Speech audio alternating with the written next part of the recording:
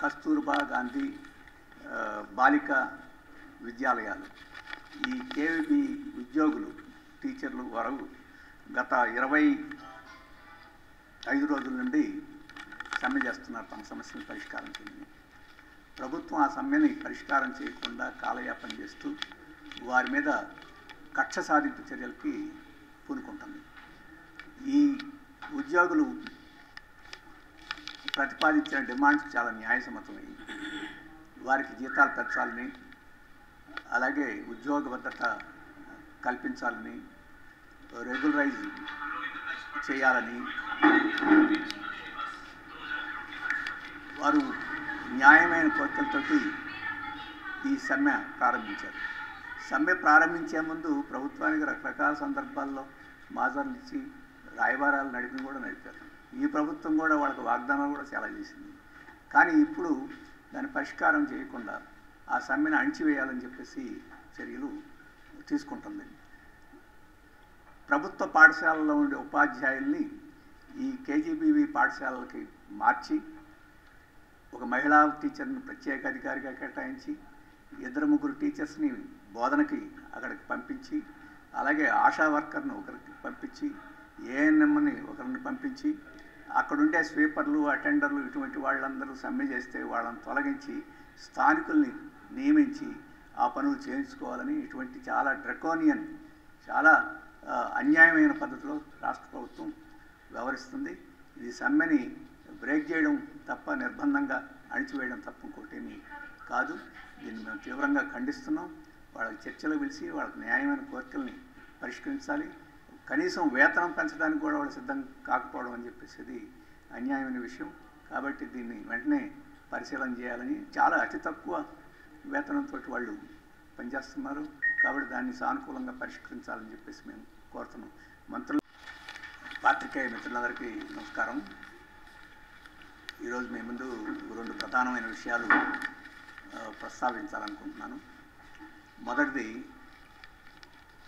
రైతు ఉద్యమం గురించి.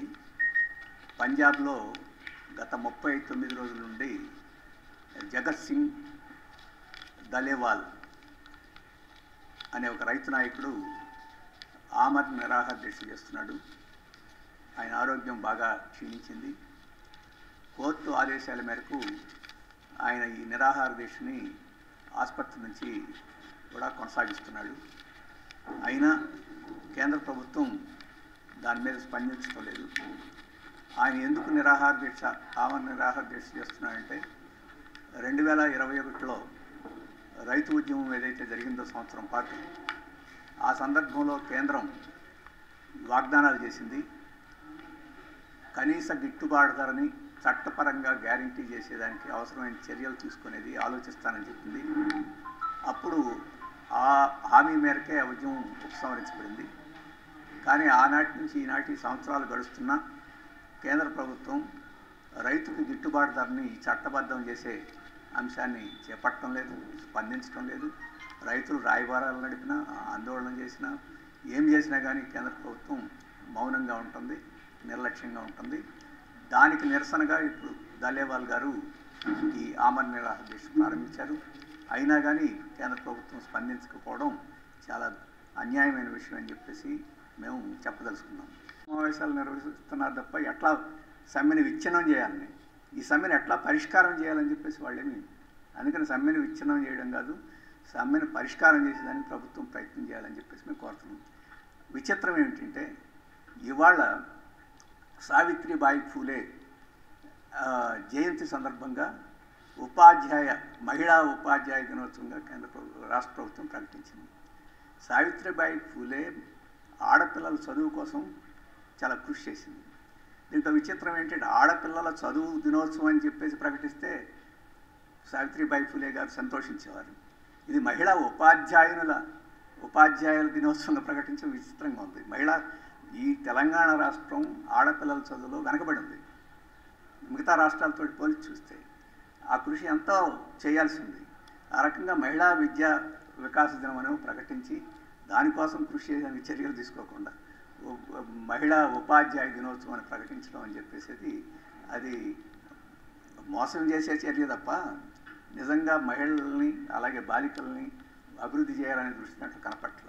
విచిత్రం ఏంటంటే ఈ కేజీబీవీ పాఠశాలలు ఆడపిల్లల కోసం పెట్టి వాళ్ళ చదువు కోసం పెట్టి 25 రోజుల నుంచి సమ్మె జరుగుతుండే దాన్ని పరిష్కారం చేయకుండా సావిత్రిబాయి పూలే జయంతిని దినోత్సవంగా ప్రకటించడం అనేది ఎగతాళి చేయడం, మహిళల చదువుని ఆడపిల్లల చదువుని ఎగతాళి చేయడం తప్ప ఇంకోటేమీ కాదు.